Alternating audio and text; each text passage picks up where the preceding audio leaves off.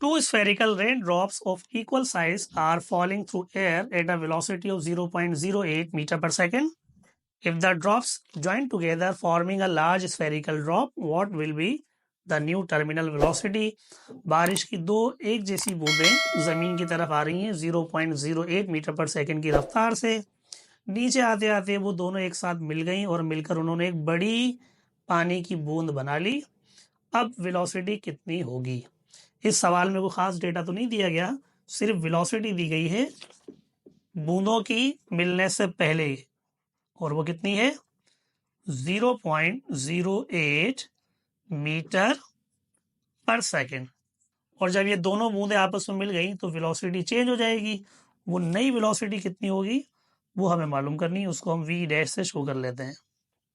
ठीक है, तो इस सवाल को सॉल्व करने के लिए हमारे पास कोई फॉर्मूला वगैरह मौजूद नहीं है, तो हमें पहले फॉर्मूला ड्राइव करना होगा। और फॉर्मूला कैसे ड्राइव करेंगे उसके लिए हमारे पास एक लॉजिक है। वो क्या? देखें, जब बूंदें अलग अलग थी तो एक अकेली बूंद का वॉल्यूम कम होगा, और जब दोनों बूंदें आपस में मिल गई तो नया वॉल्यूम जो है दोनों बूंदों के मिलने से, दोनों ड्रॉप्स के मिलने से डबल हो जाएगा। वॉल्यूम को हम कैपिटल वी से शो कर लेते हैं। जो नया वॉल्यूम है उसको वी डैश से शो कर लेते हैं। ये नया वॉल्यूम एक अकेली बूंद के वॉल्यूम के 2 टाइम्स होगा, यानी एक अकेली बूंद को अगर डबल कर लें तो दोनों बूंदों का वॉल्यूम मिल जाएगा। और बूंदें होती है स्फेरिकल, और स्फेयर का वॉल्यूम कैसे मालूम होता है? 4/3 पाई आर क्यूब। ये स्फेयर का वॉल्यूम मालूम करने का जर्नल फॉर्मूला है, volume of sphere.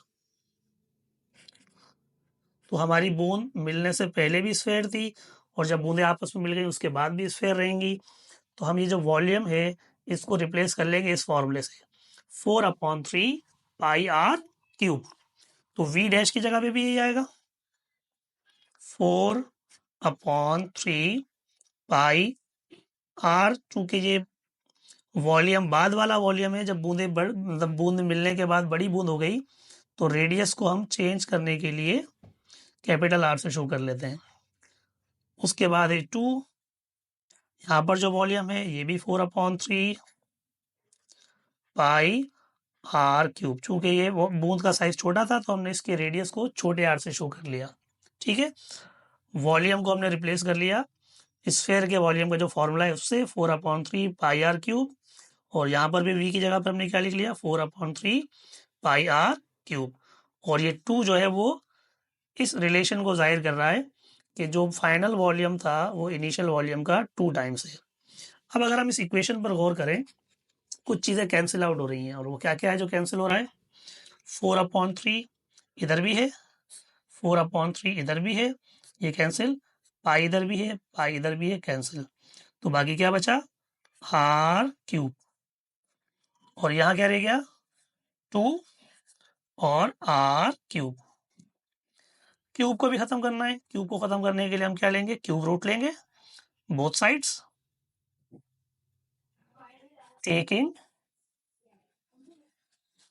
Cube roots on both sides. इधर भी क्यूब रूट लेंगे तो क्यूब रूट से क्यूब खत्म हो जाएगा, और इधर क्यूब रूट लेंगे तो 2 के ऊपर क्यूब रूट आ जाएगा 1/3। और आर का क्यूब रूट लेंगे आर क्यूब का, तो ये रह जाएगा सिर्फ आर। तो हमें एक रिलेशन मिल गया कि जो बड़ी बूंद का रेडियस है वो छोटी बूंद के रेडियस का 2 पावर 1/3 टाइम्स है। तो अगर हम 2 का क्यूब रूट ले लें कैलकुलेटर से तो आंसर आएगा अप्रोक्सीमेटली 1.26, और आगे मल्टीप्लाई किससे हो रहा है? ये आर से। तो ये एक रिलेशन बन गया जो आपको जहन में रखना है हमेशा। वो क्या? जब दो स्फेयर आपस में मिलकर एक बड़ा स्फेयर बनाएंगे तो उनके रेडियस का आपस में क्या रिलेशन होगा? बड़े वाले स्फेयर का रेडियस छोटे वाले स्फेयर के रेडियस का 1.26 टाइम्स होगा। तो ये रिलेशन अगर आपको याद है तो इस तरह का जब भी कोई सवाल आएगा आपको ये पूरी लंबी छोटी डेरिवेशन करने की जरूरत नहीं होगी, आपको ये रिलेशन याद रखना है। बड़े वाले स्फेयर का रेडियस छोटे वाले दो स्फेयर जो आपस में मिल रहे हैं उसके रेडियस का 1.26 टाइम्स होगा। तो खैर हमें रेडियस मालूम नहीं करना था, लेकिन रेडियस हमें इसलिए मालूम किया क्योंकि जो असल सवाल हमें सॉल्व करना है वेलोसिटी कैलकुलेट करने के लिए, उसमें रेडियस की ज़रूरत पड़ेगी। अब वह कैसे सॉल्व करेंगे? टर्मिनल वेलोसिटी का जो फार्मूला है वो क्या है?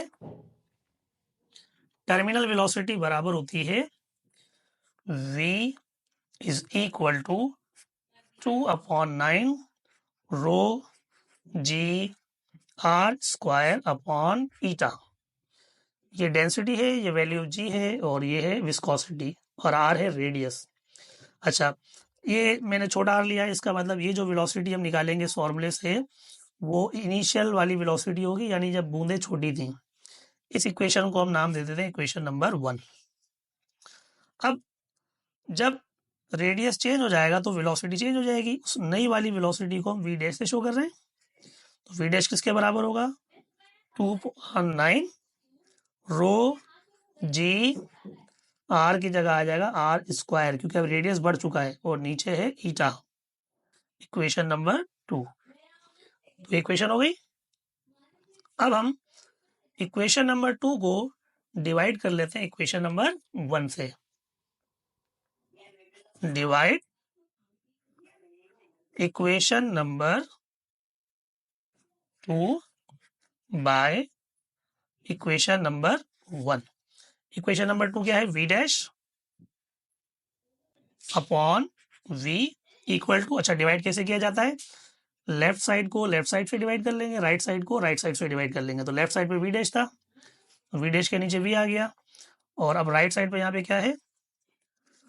2/9 rho G capital R square upon ईटा, और इसके नीचे क्या है?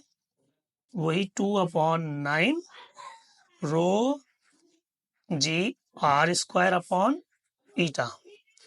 अब यहाँ पे काफ़ी सारी चीज़ें कैंसिल हो रही हैं। 2/9 से 2/9 कैंसिल हो जाएगा, रो जी ईटा, ओ जी ईटा, ये सब कैंसिल। तो यहाँ बच जाएगा वी डैश अपॉन वी, और यहाँ बच जाएगा R square upon small R square. इसके बाद इक्वेशन रिड्यूस होकर रह गई, V dash upon V is equal to R square upon small R square. ऊपर भी स्क्वायर है, नीचे भी स्क्वायर है, तो हम इसको होल स्क्वायर कर लेते हैं। V dash upon V is equal to R upon R whole square. और आपको याद होगा पीछे हमने कैपिटल आर की वैल्यू मालूम कर ली थी, और वो क्या थी? बड़ा वाला रेडियस बराबर होगा 1.26 टाइम्स स्मॉलर रेडियस। तो हम इस कैपिटल आर को रिप्लेस कर लेंगे किससे? 1.26 इंटू आर से। ये वैल्यू यहाँ पुट कर लेते हैं। फिर V dash upon V is equal to, capital R की जगह क्या आएगा? 1.26 इंटू आर, नीचे भी आर है और ऊपर लगा है होल स्क्वायर। आर से आर कैंसिल, तो V dash upon V is equal to 1.26 square. ये वी यहाँ डिवाइड कर रहा है, उधर जाके मल्टीप्लाई करेगा। V dash is equal to 1.26 का स्क्वायर होता है 1.58, और ये वी डिवाइड कर रहा था, इधर आके करेगा मल्टीप्लाई। ये फॉर्मूला बन गया वेलोसिटी मालूम करने का। कौन सी वेलोसिटी? जब भी दो स्फेरिकल ड्रॉप्स नीचे आएंगे ज़मीन की तरफ, और नीचे आते आते अगर वो मिल जाएं तो उनकी वेलोसिटी चेंज हो जाएगी। वो नई वेलोसिटी कैसे मालूम होगी? जो इनिशियल वेलोसिटी थी बूंद की, उसको सिर्फ किससे मल्टीप्लाई कर लें? 1.58 से। तो अगर ये सवाल एमसीक्यू में भी आ जाए तो आपको पूरी डेरिवेशन करने की ज़रूरत नहीं है। बस आपने क्या करना है, जो भी वेलोसिटी दी जाएगी आपको अकेली बूंद की, उसको मल्टीप्लाई कर लेंगे 1.58 से, तो आपको जो बड़ी बूंद होगी उसकी वेलोसिटी मालूम हो जाएगी।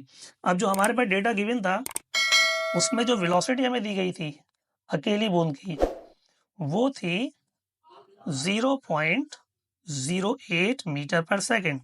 तो इसको हम 1.58 से मल्टीप्लाई कर लेते हैं, तो हमारे पास जो फाइनल वेलोसिटी आएगी बड़ी वाली बूंद की, वो आएगी 0.126 मीटर पर सेकेंड।